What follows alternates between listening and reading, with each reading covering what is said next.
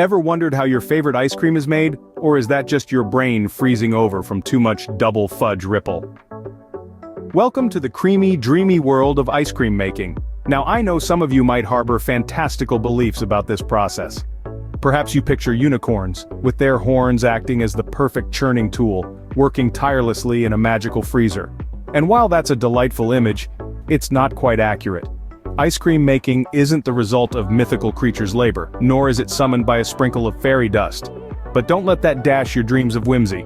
The reality of ice cream making, while a tad less fantastical, is just as captivating. It's a tale of science meeting artistry, of temperature-taming cream, and flavors coming together in a sweet symphony. So no, unicorns are not involved, but don't worry, the real process is just as magical. Scene script. First things first, you can't have ice cream without cream. It's not just icy, you know. But don't worry, we're not going to milk the cows ourselves. That's utterly ridiculous. Now I know what you're thinking. Do I need to own a cow to make ice cream? Well, unless you're in the mood for a barnyard adventure, the answer is a resounding no. You see, the cream we need is readily available in any local supermarket. Just look for heavy cream or whipping cream, depending on your preference for richness. Some folks might even tell you that you need to sweet-talk the cows into giving you the creamiest milk. Let's debunk that myth right now. While a serenade might be appreciated, it's not going to affect the creaminess of your ice cream. The cream is the backbone of our ice cream, providing that rich and creamy texture we all love. So we've got our cream, but we're not ready to scream for ice cream just yet. Hang on to your cones. Now we've got our cream, but unless you're a fan of plain cream-flavored ice cream, we're going to need some sugar and flavorings. And no, licking a vanilla bean won't do the trick.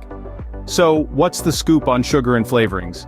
You see, sugar isn't just there to sweeten the deal, it's also a key player in the texture department. Too little and your ice cream might feel like you're licking a frozen brick. Too much, and you're heading straight to a slushy town. It's all about balance, folks. And as for flavorings, they're the personality of our ice cream. Imagine a world where all ice cream was vanilla. Sounds boring, right? Well, that's where our flavorings come in, from the classic chocolate and strawberry to the adventurous lavender and matcha. They're the spice of ice cream life. Alright, we've got our sweet concoction, but it's still more soup than scoop. What's next? You'll see. Now comes the cool part. And I mean literally cool. We're going to freeze our sweet cream mixture. But don't just stick it in the freezer next to your frozen pizzas. That's a recipe for an ice cream disaster. You see, freezing is not a simple act of popping the mixture into the frosty abyss and forgetting about it.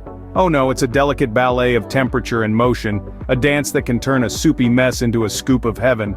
The freezing process is a bit like a science experiment. You need the right conditions, the perfect environment. The sweet cream mixture is churned as it freezes. You might wonder why. Well, it's to prevent large ice crystals from forming. Large ice crystals are the nemesis of creamy, smooth ice cream. They are the villains in our ice cream narrative, turning a potentially perfect scoop into a crunchy, icy disappointment. Now, I can hear some of you saying, "But I love crunch in my ice cream."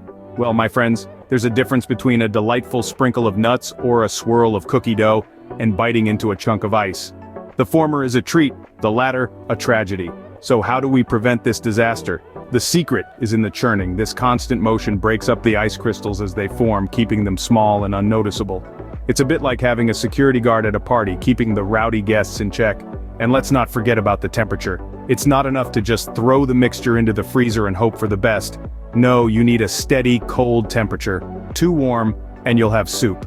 Too cold, and you'll have a block of ice. It's a balancing act of Goldilocks proportions. It needs to be just right. So remember, when you're making ice cream at home, treat your sweet cream mixture with care. Churn as you freeze, maintain the right temperature, and keep those pesky ice crystals at bay.